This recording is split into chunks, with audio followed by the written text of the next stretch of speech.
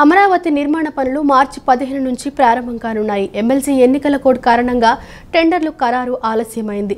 టెండర్లు పిలిచినా ఖరారు చేయవద్దని ఎన్నికల కమిషన్ ఆదేశాలు ఇచ్చింది. దీంతో మార్చి 15 నుంచి రాజధాని అమరావతి పనులు ప్రారంభించాలని ప్రభుత్వం నిర్ణయించింది. ఏప్రిల్ మొదటి వారం నుంచి అమరావతిలో 30,000 మంది కార్మికులు పనులు చేస్తారని సిఆర్డీఏ అధికారులు చెబుతున్నారు. రాజధాని అమరావతి పనులు ఎప్పుడెప్పుడు ప్రారంభమవుతాయని ఎదురు చూస్తున్న వేళ కీలక అప్డేట్ వచ్చేసింది. మార్చి 15 నుంచి రాజధాని పనులు ప్రారంభించాలని కూటమి ప్రభుత్వం నిర్ణయించింది.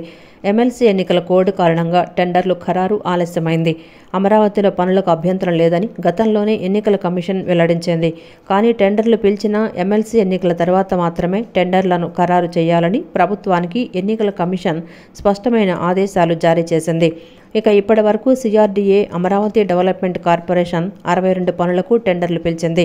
సుమారు 42,000 కోట్ల విలువైన పనులకు టెండర్ల ప్రక్రియ కొనసాగుతోంది. మరో 11 పనులకు త్వరలోనే టెండర్లు పిలవనున్నారు.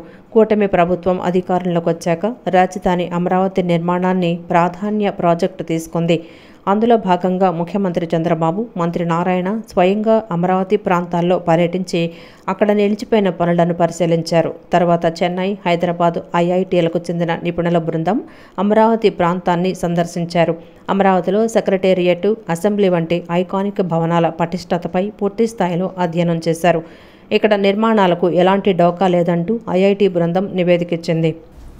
విజయవాడలోని సర్వోత్తమ గ్రంథాలయంలో ప్రపంచ పుస్తక దినోత్సవం సందర్భంగా ఉచిత పుస్తక పంపిణీ కార్యక్రమం చేపట్టారు. సుమారు 25,000 పుస్తకాలు ప్రజలకు అందుబాటులో ఉంచారు. గత 9 సంవత్సరాలుగా ప్రతి ఏడాది ఉచిత పుస్తక పంపిణీ కార్యక్రమం నిర్వహిస్తున్నట్లు నిర్వాహకులు రావి శారద తెలిపారు. నేడు రేపు ఈ పుస్తకాల పంపిణీ ఉంటుందని, పుస్తక ప్రియులు ఈ అవకాశాన్ని సద్వినియోగం చేసుకోవాలని పిలుపునిచ్చారు. విజ్ఞానం పెంచుకోవటంలో పుస్తకాల పాత్ర కీలకం. తెలియని అనేక విషయాలు తెలుసుకోవటంలో బుక్స్ ఎంతో సహాయపడతాయి. ప్రస్తుతం ఇంటర్నెట్లో ఎన్ని విషయాలు అందుబాటులో ఉన్నా పుస్తక పఠనానికి ఉండే ప్రాధాన్యత తగ్గలేదు.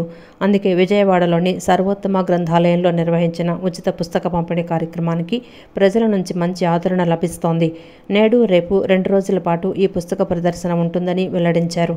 గత 9 సంవత్సరాలుగా ప్రతి ఏడాది ఉచిత పుస్తక పంపిణీ కార్యక్రమం నిర్వహిస్తున్నట్లు నిర్వాహకురాలు రావి శారద తెలిపారు. ఉచిత పుస్తకాల పంపిణీ కార్యక్రమం నిర్వహించడం వల్ల పేద విద్యార్థులకు, నిరుద్యోగులకు ఎంతో ఉపయోగం కలుగుతుందని వచ్చిన వారు అభిప్రాయపడ్డారు. నేడు రేపు ఉచిత పుస్తక పంపిణీ కార్యక్రమం జరగనుంది. ఇంతటి చక్కటి అవకాశాన్ని విజయవాడ చుట్టుప్రక్కల ఉండే ప్రజలు సద్వినియోగం చేసుకోవాలని నిర్వాహకులు కోరారు. ఇటీవల 2-3 నెలల్లో కొన్ని గ్రంథాలయాలకి, కాలేజ్, స్కూలు, ప్రైవేట్ లైబ్రరీస్కి ఒక 8,000 వరకు పుస్తకాలు పంపిణీ చేయటం జరిగింది. ఆ రకంగా ఎన్నో రకాల పుస్తకాలు అన్ని విషయాల్లో మేము అందరి దగ్గర పుస్తకాలు కలెక్ట్ చేసి, కొంతమంది వ్యక్తులు, సంస్థలు, ప్రచురణకర్తలు కూడా చాలామంది మనకు పుస్తకాలు ఇస్తున్నారు. వాటన్నింటినీ విషయాల వారీగా విభజించి మొత్తం ఒక 30 విషయాలుగా విభజించాం. వాటిని అన్నీ పేర్చి పెట్టి ఎవరికి ఇంట్రెస్ట్ ఉన్న పుస్తకాలు వాళ్ళు ఒక 2 పుస్తకాలు తీసుకెళ్ళవలసిందిగా కోరుతున్నాం. చాలామంది వస్తున్నారు, తీసుకెళ్తున్నారు. ఇంకా ఇవాళ రేపు కూడా ఉండటంతో ఎక్కువ మంది వచ్చి ఈ అవకాశాన్ని వినియోగించుకోవాలని, అలాగే ముందు కూడా దాతలు తమ వద్ద ఉన్న పుస్తకాలు మాకు అందజేస్తారని, వాటిని భద్రంగా కావలసిన వాళ్ళకు అందించే బాధ్యత మాది అని తెలియజేస్తుంది. చర్చ అనేటువంటిది వచ్చిన తర్వాత మనం పుస్తకం ఆధారంగానే దాని మీద జరగవలసినటువంటి పరిశోధనలు జరగాలి. అందుకని పుస్తకం యొక్క ప్రాముఖ్యత పుస్తకానిదే. పుస్తకం రావాల్సిందే, అది నిలబడాల్సిందే. పుస్తకంగా వచ్చిన తరువాత దానికి డిజిటలైజేషన్ అనేది ఒక సహాయ ప్రక్రియగా మాత్రమే ఉండాలి. కానీ పుస్తకాన్ని తీసేసి కేవలం డిజిటలైజేషన్ ద్వారా మనం సాహిత్యాన్ని నడిపించుకుంటూ వెళ్ళిపోవచ్చు, లేకపోతే జ్ఞానాన్ని పనిచేయడం అనేది తేలికవుతుంది అనేది వాస్తవం కాదు. పుస్తకం యొక్క ప్రాధాన్యత పుస్తకానిదే. పుస్తకం నిలబడాలి, పుస్తకం బతకాలి. పుస్తకం చేతుల్లో అది హస్తభూషణం కాదు, మస్తక భూషణంగా అది నిలబడాలని చెప్పిననేది నేను ప్రత్యేకంగా చెప్తాను. కృష్ణా, గుంటూరు జిల్లాల పట్టభద్రుల నియోజకవర్గ ఎమ్మెల్సీ ఎన్నికల్లో కూటమి బలపరిచిన అభ్యర్థి ఆలపాటి రాజేంద్ర ప్రసాద్కు మొదటి ప్రాధాన్యత ఓటు వేసి గెలిపించాలని ఎమ్మెల్యే బోండా ఉమామహేశ్వరరావు ఉపాధ్యాయులను అభ్యర్థించారు. ఆలపాటి రాజేంద్ర ప్రసాద్కు రాజకీయ అనుభవం ఉండటమే కాకుండా పట్టభద్రులకు ఉన్న సమస్యపైన పూర్తి స్థాయిలో అవగాహన ఉందన్నారు. విజయవాడ సెంట్రల్ నియోజకవర్గం 27వ డివిజన్ పరిధిలోని దుర్గాపురం బీఆర్టీఎస్ రోడ్డు దగ్గర ఉన్న టి వెంకటేశ్వరరావు మున్సిపల్ స్కూల్ ఉపాధ్యాయులను ప్రభుత్వ వైపు సెంట్రల్ నియోజకవర్గ ఎమ్మెల్యే బోండా ఉమామేశ్వరరావు సమావేశమయ్యారు. కృష్ణా, గుంటూరు జిల్లాల పట్టభద్రుల నియోజకవర్గ ఎమ్మెల్సీ అభ్యర్థిగా పోటీ చేస్తున్న కూటమి బలపరిచిన ఆలపాటి రాజేంద్ర ప్రసాద్కు మొదటి ప్రాధాన్యత ఓటు వేసి గెలిపించాలని ఓట్లు అభ్యర్థించారు. ఈ సందర్భంగా ఎమ్మెల్యే బోండా ఉమామేశ్వరరావు మీడియాతో మాట్లాడుతూ ఎన్డీఏ కూటమి బలపరిచిన ఆలపాటి రాజాకి పూర్తి స్థాయిలో రాజకీయ అనుభవం ఉండటమే కాకుండా పట్టభద్రులకు ఉన్న సమస్యపైన పూర్తి స్థాయిలో అవగాహన ఉందన్నారు. ఇప్పటికే 3 సార్లు శాసనసభ్యులుగా, 1 సారి మంత్రిగా పనిచేసిన అనుభవం ఉందన్నారు. విజయవాడలో స్పా ముసుగులో నడుస్తున్న వ్యభిచార గృహంపై దాడి చేసి వారి గుట్టురట్టు చేసినట్లు మాచవరం సిఐ ప్రకాష్ తెలిపారు. పక్కా సమాచారంతో 20 మంది మహిళలను, 11 మంది విటులతో పాటు ఒక మేనేజర్ని అరెస్టు చేసినట్లు వెల్లడించారు. ఈ కేసుకు సంబంధించి మరింత ఇన్వెస్టిగేషన్ చేసి మిగతా నిందితులను అరెస్టు చేస్తామని సిఐ స్పష్టం చేశారు. విజయవాడ వెటర్నరీ కాలనీలో స్టూడియో 9 పేరున స్పా ముసుగులో వ్యభిచారం జరుగుతోందని సమాచారం అందుకున్న మాచవరం పోలీసులు స్పా సెంటర్ వద్దకు చేరుకుని పక్కా సమాచారంతో 20 మంది మహిళలు, 11 మంది విటులు, ఒక మేనేజర్ని అరెస్టు చేశారని మాచవరం సిఐ ప్రకాష్ తెలిపారు. ఈ సందర్భంగా ఆయన మీడియాతో మాట్లాడుతూ ఉత్తర భారతదేశమైన హిమాచల్ ప్రదేశ్, ఢిల్లీ, ఉత్తరప్రదేశ్ నుంచి మహిళలను తీసుకొచ్చారని, ఆన్లైన్ ద్వారా వీటిలకు గ్యాలం వేస్తున్నారన్నారు. యోని సెక్స్ సెలూన్ పేరుతో క్రాస్ మసాజులకు నిర్వహిస్తున్నారని, studio 9 spa owner Chalasani Bhargav స్పాను నిర్వహిస్తున్నారని మేనేజర్ శ్యామ్ స్టేట్మెంట్ ఇచ్చాడన్నారు. సీసీ కెమెరాలు, హై సెక్యూరిటీ లాక్ డోర్లను స్పా సెంటర్కు ఏర్పాటు చేసి పోలీసుల రాకను ముందుగానే గమనిస్తున్నారని, గతంలో అనేక సార్లు వీరిని హెచ్చరించామని తెలిపారు. విజయవాడ నగరంలో స్పా పేరుతో క్రాస్ మసాజులు చేసేవారిపై ప్రత్యేక దృష్టి సారించామన్నారు. ఒక యూట్యూబ్ ఛానల్ను కూడా చలసాని భార్గవ్ నిర్వహిస్తున్నట్లుగా సమాచారం ఉందన్నారు. యూట్యూబ్ ఛానల్ ఉద్యోగులు ఎవరిని మేము అదుపులోకి తీసుకోలేదు, విచారణ చేయలేదన్నారు.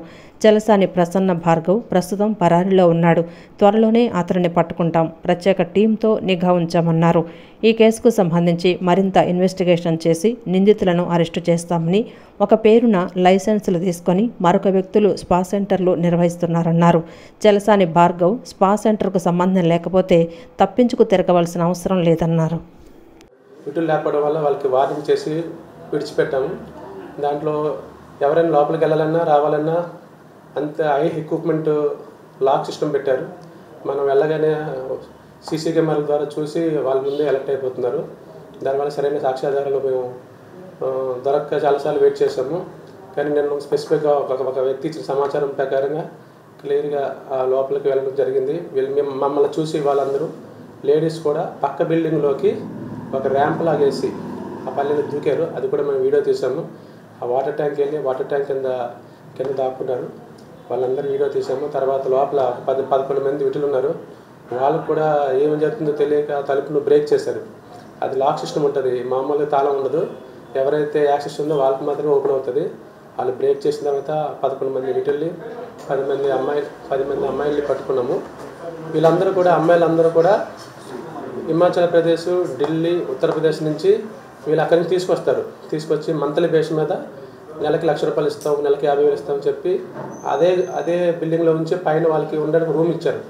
ఆ రూమ్లోనే ఉంటారు. వీళ్ళు బయటికి రారనమాట. ఎన్సీసీ కాకినాడ గ్రూప్ పరిధిలోని 4 ఆంధ్ర గర్ల్ బెటాలియన్ ఆధ్వర్యంలో ఎన్సీసీ క్యాడెట్లకు B certificate practical exam Vijayawada Maristella కళాశాలలో నిర్వహించారు. 4 ఆంధ్ర గర్ల్ బెటాలియన్ యూనిట్ పరిధిలోని వివిధ కళాశాలల ఎన్సీసీ క్యాడెట్లు పరీక్షకు హాజరయ్యారు. 3 Andhra R&V commanding officer lieutenant colonel తీర్థప్రసాద్ నేతృత్వంలో బోర్డు మెంబర్లు కెప్టెన్ ఎన్ శైలజ, జేసీఓ కుందన్ సింగ్ క్యాడెట్లకు పరీక్షలు నిర్వహించారు. ఎన్సీసీ కాకినాడ గ్రూప్ పరిధిలోని 4 ఆంధ్ర గర్ల్స్ బెటాలియన్ ఆధ్వర్యంలో ఎన్సీసీ క్యాడెట్లకు B certificate practical exam Vijayawada మేరిస్టెల్లా కళాశాలలో జరిగింది. 3 Andhra R&V commanding officer lieutenant colonel తీర్థప్రసాద్ నేతృత్వంలో బోర్డు మెంబర్లు కెప్టెన్ ఎన్ శైలజ, జేసీఓ కుందన్ సింగ్ క్యాడెట్లకు పరీక్షలు నిర్వహించారు. ఈ పరీక్షలకు 4 ఆంధ్ర గర్ల్స్ బెటాలియన్ పరిధిలోని నలంద డిగ్రీ కళాశాల, మేరిస్టెల్లా కళాశాల, శ్రీ దుర్గా మల్లేశ్వర సిద్ధార్థ మహిళా కళాశాల, పిబి సిద్ధార్థ కళాశాల, లక్కిరెడ్డి బాలరెడ్డి ఇంజనీరింగ్ కళాశాల, నూజివీడు IIIT కళాశాలల ఎన్సీసీ క్యాడెట్లు బి సర్టిఫికేట్ పరీక్షకు హాజరయ్యారు. 3 ఏళ్ల పాటు ఎన్సీసీలో వారు నేర్చుకున్న వివిధ అంశాలపై నేడు ప్రాక్టికల్స్ పరీక్షలు నిర్వహించారు. ఇందులో భాగంగా క్యాడెట్లకు వెపన్ డ్రిల్లు, weapon training, map reading, communications వంటి పలు విభాగాల్లో ప్రాక్టికల్ పరీక్ష నిర్వహించగా క్యాడెట్లు తాము నేర్చుకున్న అంశాలను ప్రదర్శించారు.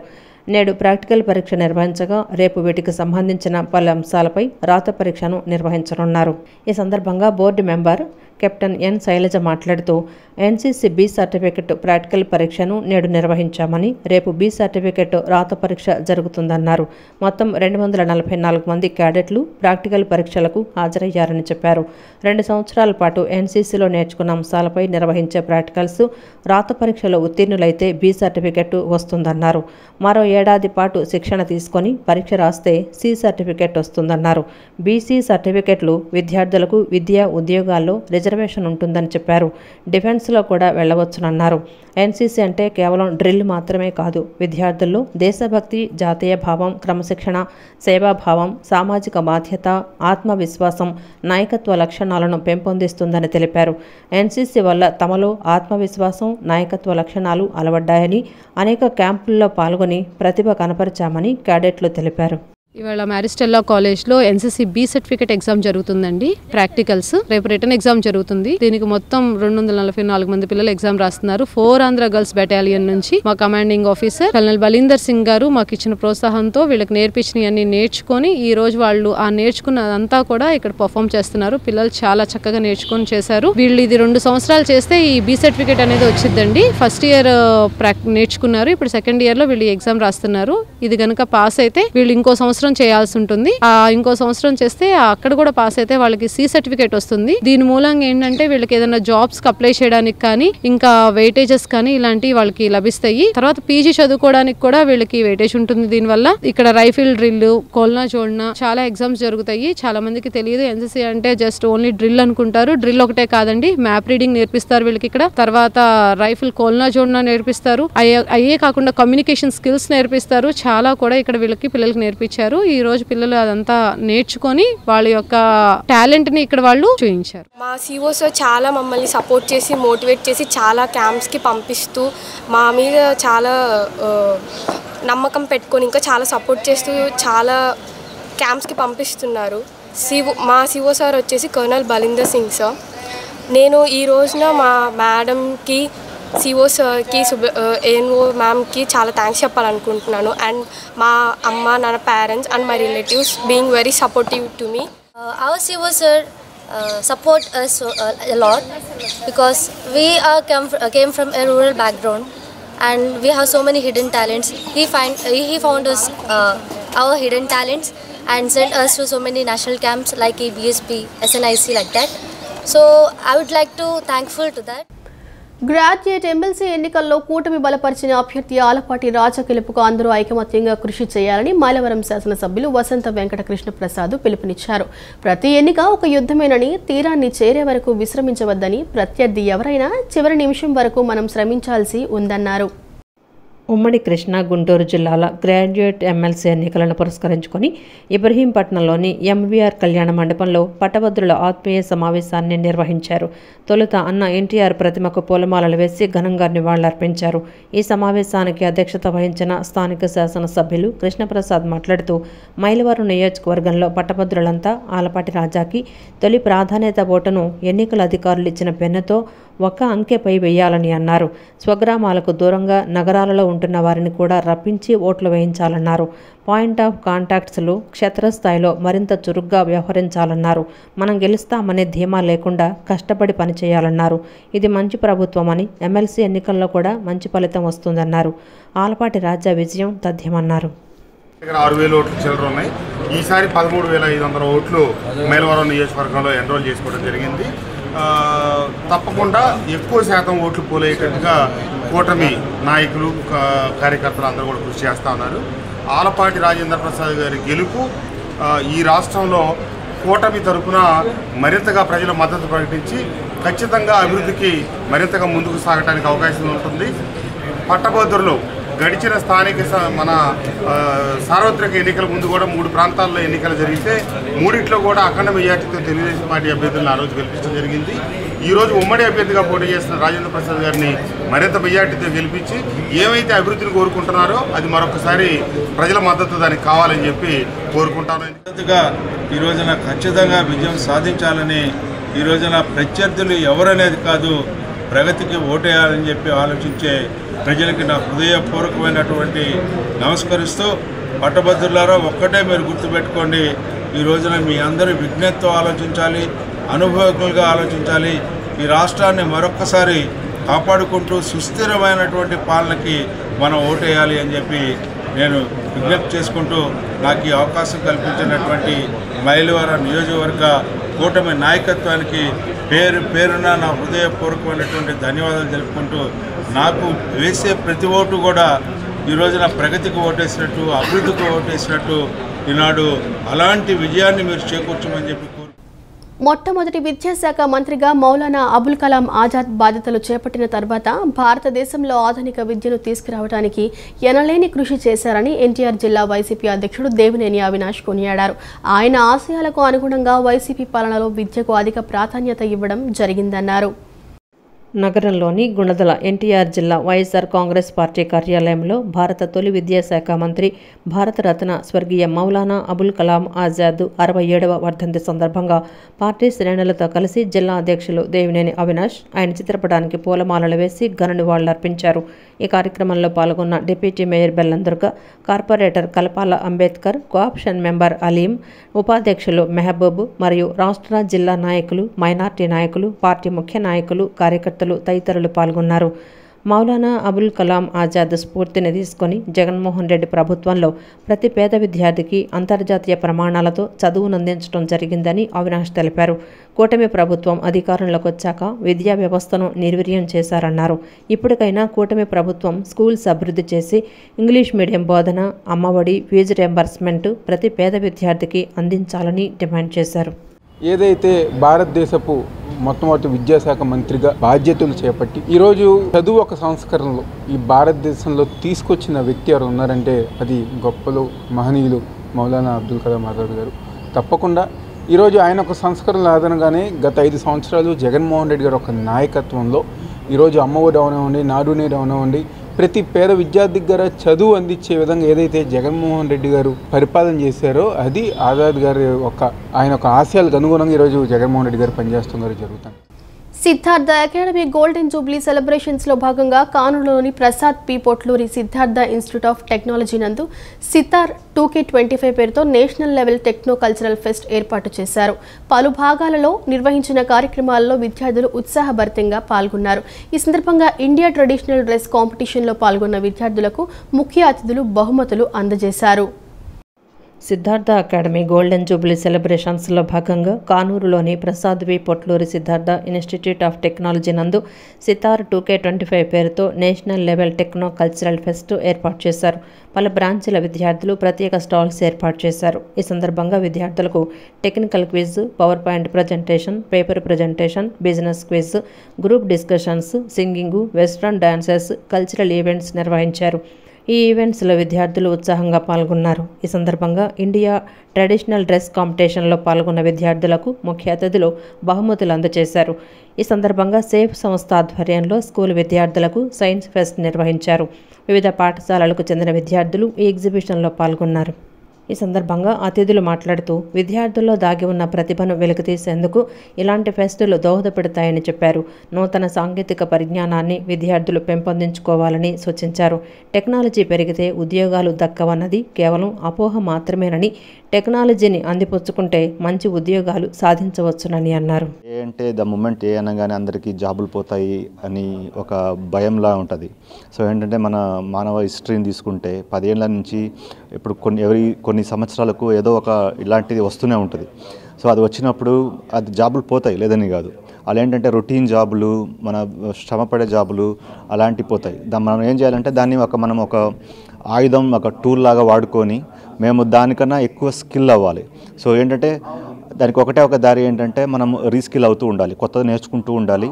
దాన్ని మనం ఏఐని ఒక అసిస్టెంట్ లాగా, మనకు ఒక హెల్పర్ లాగా చూడాలి, కానీ దానికి ఒక మన కాంపిటీటర్ లాగా, మన ఎనిమీ లాగా చూడాల్సిన అవసరం లేదు. చేసేసి మా కాన్సెప్ట్ జెండర్ ఈక్వాలిటీ గురించి, దాంతో పాటుగా ఈరోజు అనేకమైనటువంటి సైన్స్ ప్రాజెక్ట్స్ ఈరోజు విద్యార్థులు చాలా ఉత్సాహంగా పాల్గొన్నారు. దాదాపు 100 స్కూల్స్ నుంచి దాదాపు 500 మంది స్టూడెంట్స్ ఈరోజు విద్యార్థులను పాల్గొన్నారు. వారందరి ప్రాజెక్ట్స్ మేము పరిశీలించడం జరుగుతూ ఉంది. జడ్జెస్ వస్తారు, వారు కూడా అందులో ఉత్తమమైనటువంటి ప్రాజెక్ట్స్కి ప్రోత్సాహకాలు అందిస్తూ ప్రతి విద్యార్థికి కూడా స్టెప్ అహెడ్ ఫర్ ఈక్వాలిటీ అంటే సేఫ్ ఆర్గనైజేషన్ నుంచి సర్టిఫికేట్స్ కూడా ప్రొడ్యూస్ చేయడం అనేది ఇవ్వడం జరుగుతుంది. అనంతరం ప్రిన్సిపాల్ కె శివాజీ బాబు మాట్లాడుతూ సిద్ధార్థ అకాడమీ గోల్డెన్ జూబ్లీ సెలబ్రేషన్స్లో భాగంగా సితార్ 2K25 పేరుతో నేషనల్ లెవెల్ టెక్నో కల్చరల్ ఫెస్ట్ను ఏర్పాటు చేశామని, ఈ కార్యక్రమంలో 2400 మంది ఇంజనీరింగ్ విద్యార్థులు, 100 పాఠశాలలకు చెందిన విద్యార్థులు పాల్గొన్నారని చెప్పారు.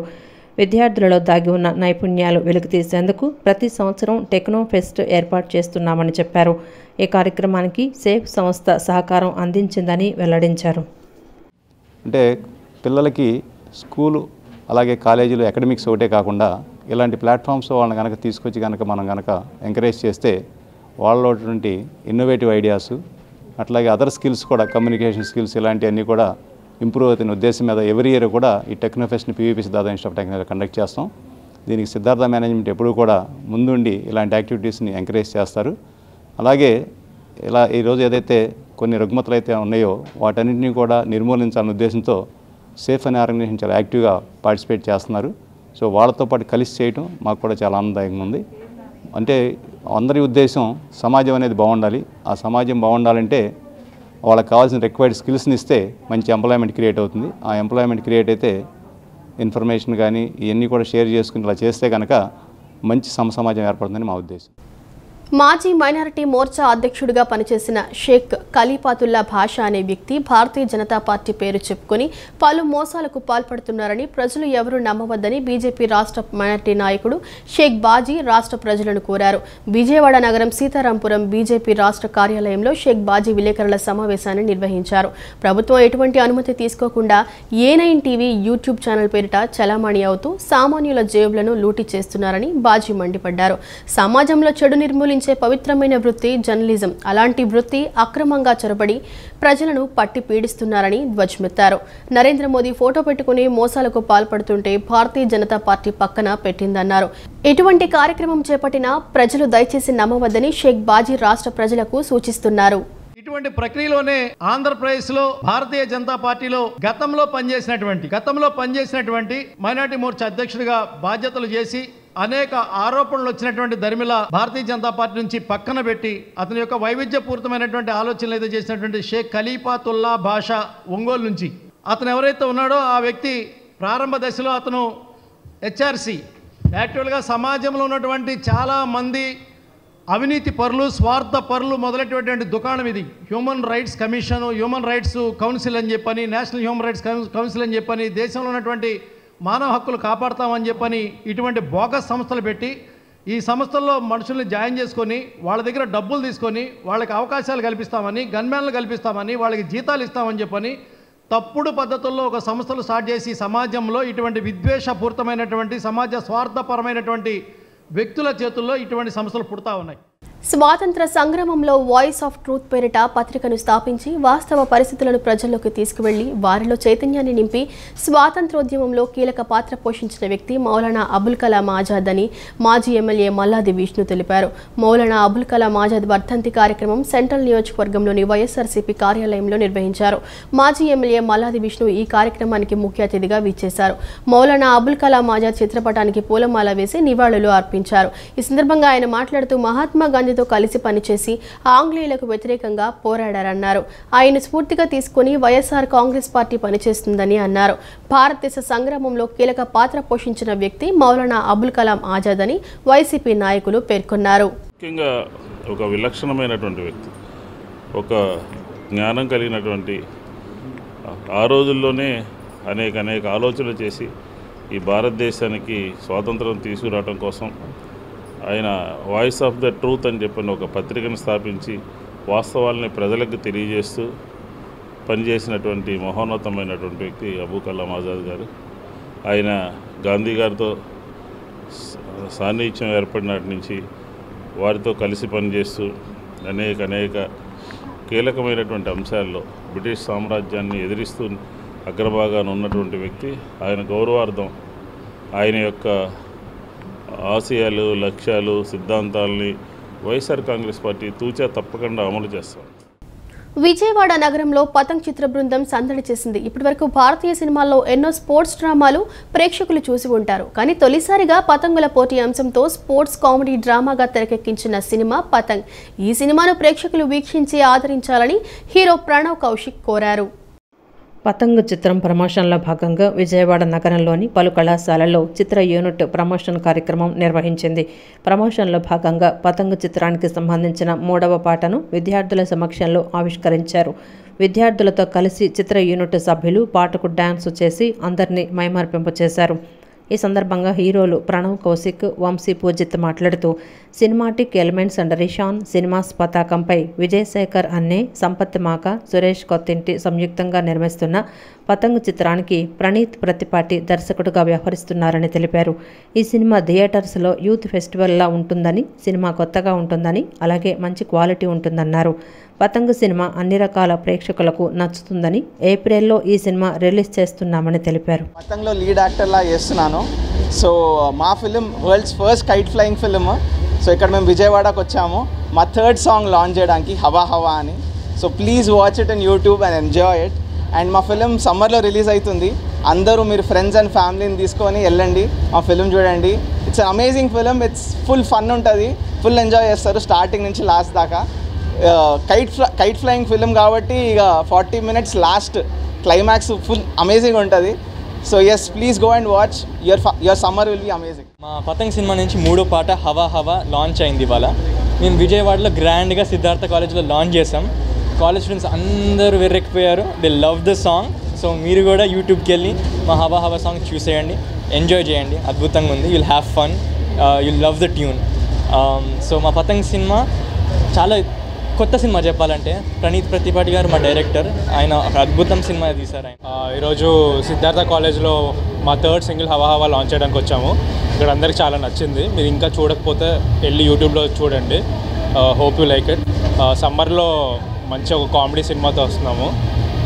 ఫ్యామిలీస్తో వచ్చి ప్రమోషన్ కార్యక్రమంలో చిత్ర సంగీత దర్శకుడు జోస్ జమ్మి, డాన్స్ మాస్టర్ టిప్పు, నిర్మాతలు విజయశేఖర్ అన్నే, సంపత్ మాక, సురేష్ కొత్తింటి పాల్గొన్నారు.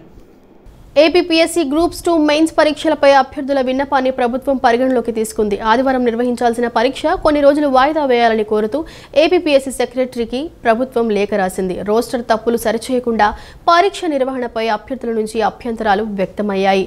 గ్రూప్ 2 అభ్యర్థుల ఆందోళనలు గుర్తించిన ప్రభుత్వం ఏపీపీఎస్సీకి లేఖ రాసింది. గ్రూప్ 2 మెయిన్ పరీక్షలపై ఏపీపీఎస్సీ కీలక ప్రకటన చేసింది. రేపు నిర్వహించాల్సిన పరీక్షను కొద్ది రోజుల పాటు వాయిదా వేయాలని ఏపీ ప్రభుత్వం నిర్ణయం తీసుకుంది. ఈ మేరకు ఏపీపీఎస్సీ సెక్రటరీకి రాష్ట్ర ప్రభుత్వం లేఖ రాసింది. రోస్టర్ తప్పులను సరిచేయకుండా పరీక్ష నిర్వహణపై అభ్యర్థుల నుంచి అభ్యంతరాలు వెల్లువెత్తడంతో ప్రభుత్వం ఈ మేరకు నిర్ణయం తీసుకుంది. ప్రస్తుతం రోస్టర్ అంశంపై ఏపీ హైకోర్టులో పిటిషన్ వేసిన విషయం తెలిసిందే. వచ్చే నెల 11వ తేదీన మరోమారు ఈ పిటిషన్పై హైకోర్టు విచారణ చేపట్టనుంది. హైకోర్టులో ఉన్న ఈ అంశంపై అఫిడవిట్ వేసేందుకు ఇంకా సమయం ఉందని, అప్పటి వరకు పరీక్షలు నిర్వహించవద్దని కోరుతూ రాష్ట్ర ప్రభుత్వం లేఖ రాసింది. ఈ వార్తలు ఇంతటితో సమాప్తం. మరో బులెటిన్తో మళ్ళీ కలుసుకుందాం. అంతవరకు సెలవు. నమస్కారం.